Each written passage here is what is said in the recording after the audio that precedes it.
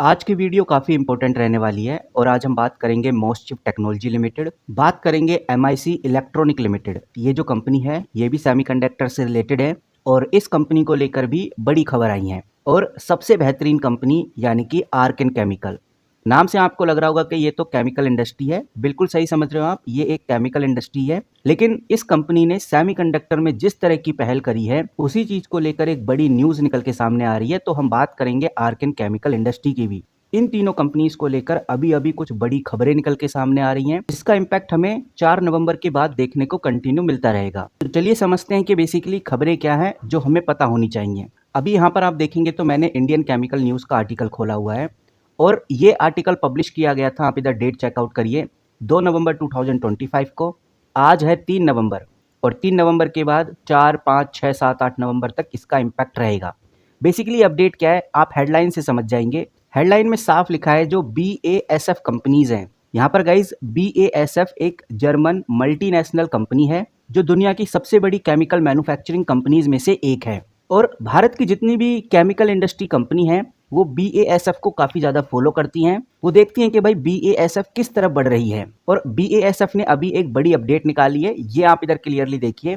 Semiconductor industry में BASF company का जो रोल है वो सबसे इंपॉर्टेंट आज के टाइम पे देखने में आ रहा है, क्योंकि BASF का रोल है केमिकल और मटेरियल सप्लाई करना, जो चिप मैन्युफैक्चरिंग के लिए बहुत ज़्यादा ज़रूरी होता है। सेमीकंडक्टर फैब्रिकेशन में बफर क्लीनिंग, ईचिंग और अदर कामों के लिए, मैन्युफैक्चरिंग प्रोसेसिंग के लिए अल्ट्रा प्योर और हाई क्वालिटी केमिकल होने चाहिए। और इस आर्टिकल में यही बताया गया है कि जो BASF कंपनी है वो सेमीकंडक्टर इंडस्ट्री में अपना फुटप्रिंट बढ़ा रही है। आज के टाइम पे यूरोप में कई नए चिप फैब्रिकेशन प्लांट बन रहे हैं और ये प्लांट अब आने वाले टाइम में इंडिया में भी बनेंगे, क्योंकि इंडिया भी सेमीकंडक्टर इंडस्ट्री में नंबर 1 पे रहना चाहता है, जिसकी वजह से हाई क्वालिटी केमिकल्स की डिमांड आगे बढ़ने वाली है। BASF जैसी जो कंपनीज हैं अपने यूरोप देश के लिए लोकल सप्लाई स्टेबल कर रही हैं, ताकि ये जो एडवांस चिप टेक्नोलॉजी है, चाहे वो ऑटोमेटिव हो, आर्टिफिशियल इंटेलिजेंस की हो, नेक्स्ट जनरेशन इलेक्ट्रिक इंडस्ट्री हो, इन सब में यूज होने वाले केमिकल्स की रिक्वायरमेंट को पूरा किया जा सके, मटेरियल प्रोवाइड किया जा सके। तो इस आर्टिकल से हमें एक बात तो समझ में आ रही है, जब BASF जैसी बड़ी कंपनी सेमीकंडक्टर इंडस्ट्री के लिए जो प्योर केमिकल हैं, जो हाई क्वालिटी केमिकल्स हैं, उनको प्रोवाइड कर रही है, उस तरफ अपने बिजनेस मॉडल को शिफ्ट कर रही है, तो भारत की कंपनीज भी निकल के सामने आएंगी। भारत की भी केमिकल कंपनीज अब सेमीकंडक्टर केमिकल्स बनाने के लिए आगे आएंगी। और हम कह सकते हैं कि आगे आएंगी नहीं बल्कि आगे आ चुकी हैं। आपने आर्किन केमिकल इंडस्ट्री का नाम जरूर सुना होगा। और मैं आपको बता दूं, यहाँ पर अगर आप लिखेंगे सेमीकंडक्टर न्यूज़ और सेमीकंडक्टर न्यूज़ जैसे ही आप लिखते हैं तो आप इधर देखिए, उड़ीसा के अंदर 2000 करोड़ इन्वेस्टमेंट किए हैं सेमीकंडक्टर प्लांट्स के लिए। यहाँ पर आप देखिए बिल्कुल सेम वही आर्टिकल, मतलब कि उड़ीसा में 2000 करोड़ इन्वेस्ट कर दिए हैं, सेमीकंडक्टर यूनिट लगा दी है। और सबसे इम्पोर्टेंट और ज़रूरी जो बात है वो यही है कि ये जो उड़ीसा में सेमीकंडक्टर यूनिट लगाई गई है, 2000 करोड़ इन्वेस्ट किए गए हैं, वो आर्केन केमिकल ने ही किए हैं। इस बात का सबूत आपको इधर देखिए, मैं स्क्रीनर पे हूँ, मैंने आर्केन केमिकल इंडस्ट्री लिखा हुआ है। मैं यहाँ पर डॉक्यूमेंट्स के अंदर जाता हूँ तो एक दिन पहले की अपडेट है। सिंपली मैं क्लिक करूंगा तो मेरे सामने ऑफिशियल PDF खुल जाती है। इसको मैं बड़ा कर देता हूँ और आपको यहाँ बहुत क्लियरली नजर आएगा, भूमि पूजन स्टार्ट हो गया है, ऑलरेडी हो चुका है, ग्राउंड ब्रेकिंग सेरेमनी भी हो गई है। Silicon carbide base component semiconductor fab की, यानी कि उड़ीसा के अंदर, भुवनेश्वर के अंदर जो सेमीकंडक्टर प्लांट लगाया जा रहा है वो आर्केन केमिकल के द्वारा ही लगाया गया है। और ये आर्केन केमिकल की सब्सिडरी है जिसका नाम SICS सेमी प्राइवेट लिमिटेड रखा गया है। ये जो प्लांट है ये एडवांस सेमीकंडक्टर बफर्स बनाने का काम करेगा, जिसका यूज डिफेंस के अंदर, मिसाइल्स के अंदर, EV यानी इलेक्ट्रिक व्हीकल्स के अंदर, रेलवे के अंदर, सोलर पावर के अंदर, डाटा सेंटर के अंदर, कंज्यूमर इलेक्ट्रॉनिक्स में भी काफी ज्यादा यूज होगा। और ये जो फैसिलिटी इंडिया में खोली गई है, उड़ीसा के अंदर खोली गई है, इससे सेमीकंडक्टर का जो मिशन है भारत का, उसके द्वारा भी अप्रूवल मिल चुका है। कह सकते हैं कि इससे इंडिया सेमीकंडक्टर इकोसिस्टम को भी बूस्ट मिलेगा, ज़्यादा से ज़्यादा जॉब क्रिएट होंगी और लोकल टैलेंट को भी डेवलप किया जाएगा। तो यहाँ पर आप ये समझिए, जो ये आर्केन केमिकल कंपनी है ये अपना सेमीकंडक्टर डाइवर्सिफिकेशन स्ट्रेटेजी के थ्रू आगे बढ़ रही है, काफ़ी इंपॉर्टेंट रोल प्ले कर रही है और भविष्य में चिप मैन्युफैक्चरिंग से रिलेटेड केमिकल सप्लाई भी ये कंपनी करेगी, जिसका डायरेक्ट फ़ायदा इस कंपनी को होगा।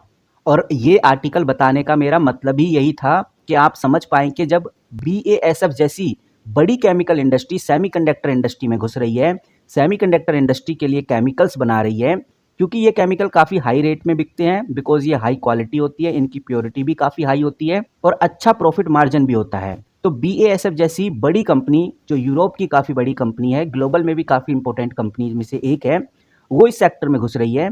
तो आर्केन केमिकल भी आगे ऐसा ही करेगी, क्योंकि आर्केन केमिकल खुद केमिकल इंडस्ट्री है और वो सेमीकंडक्टर मैन्युफैक्चरिंग में आगे बढ़ रही है और इस चीज़ को होने में ज़्यादा टाइम लगेगा नहीं, 2026 के बिटवीन तक हमें ये अपडेट देखने को भी मिल जाएगी। तो इसीलिए गाइज आर्केन केमिकल के ऊपर नज़र रखना बहुत ज़रूरी है। और अभी अगर आप नोटिस करेंगे तो आर्केन केमिकल आप क्लियरली देख सकते हैं लगभग 6% के आसपास भागती हुई नजर आई और ये जो ग्रोथ है आगे हमें और ज़्यादा देखने को मिलेगी, क्योंकि अभी तो बस शुरुआत ही हुई है। तो चलिए गाइज अब बात करते हैं मोस्टशिप टेक्नोलॉजी लिमिटेड की। जैसा अभी हमने देखा कि BASF एक केमिकल कंपनी है और वो यूरोप की सेमीकंडक्टर कंपनीज के लिए काफ़ी कुछ कर रही है, उनके लिए केमिकल्स भी बना रही है और मटेरियल भी प्रोवाइड कर रही है।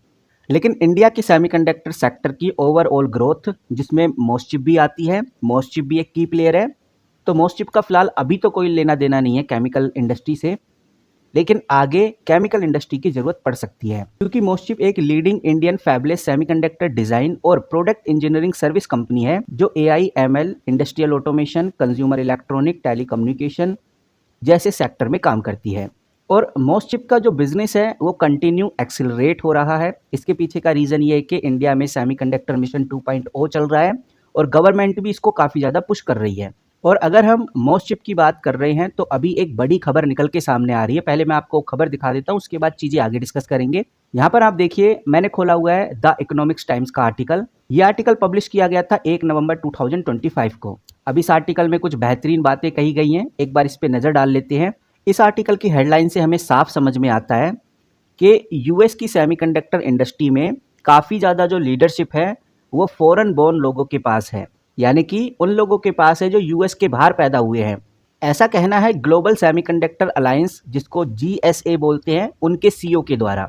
CEO ने बताया है कि यूएस में नए H1B वीज़ा वाले पिटिशन के लिए $1 लाख की फीस लगाना सेमीकंडक्टर इंडस्ट्री के लिए एक बड़ा चैलेंज है।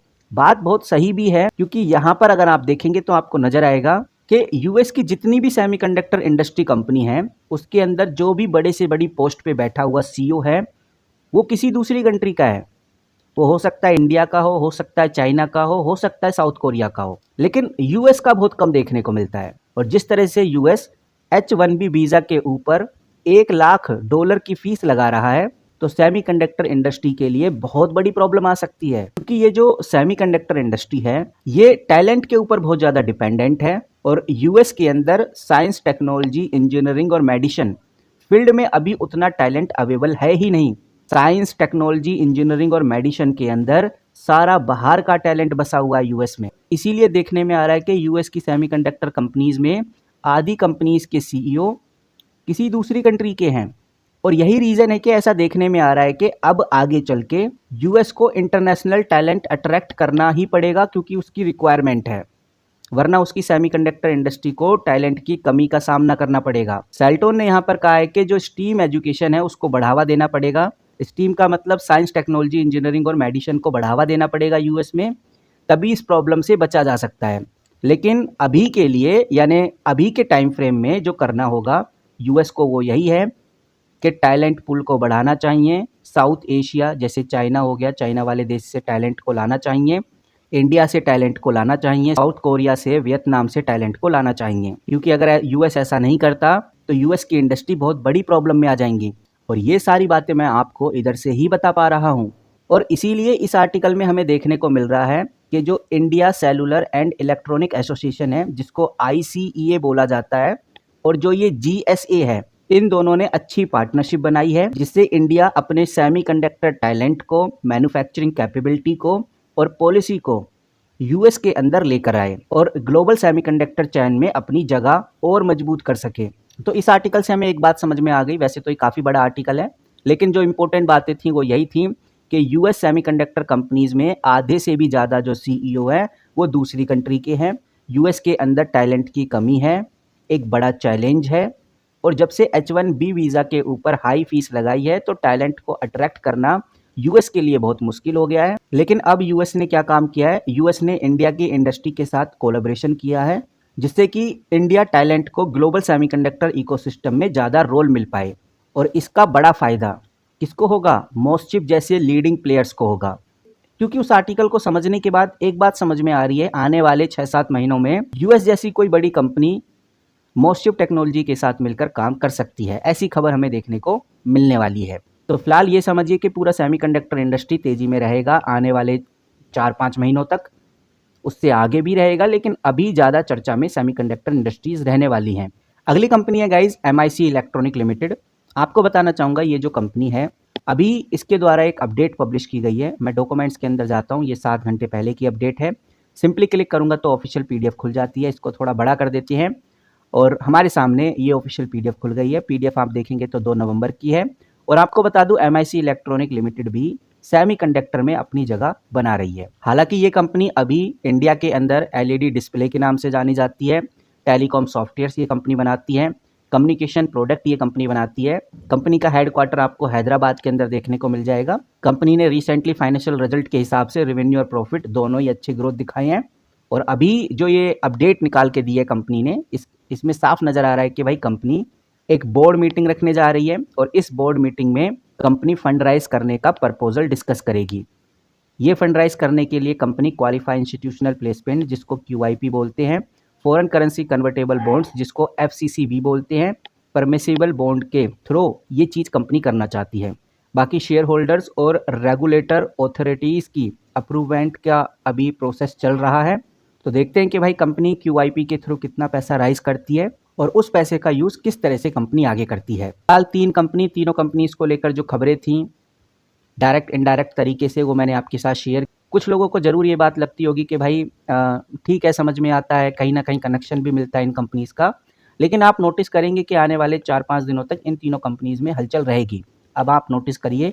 और अगर आप इस वीडियो को 3 नवंबर के बाद देख रहे हैं तो कमेंट बॉक्स में ज़रूर बताइए कि हाँ वाकई में हलचल हो रही है।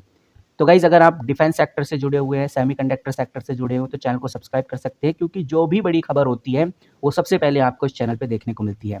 मिलते हैं किसी नई वीडियो के साथ, तब तक के लिए take care and good bye.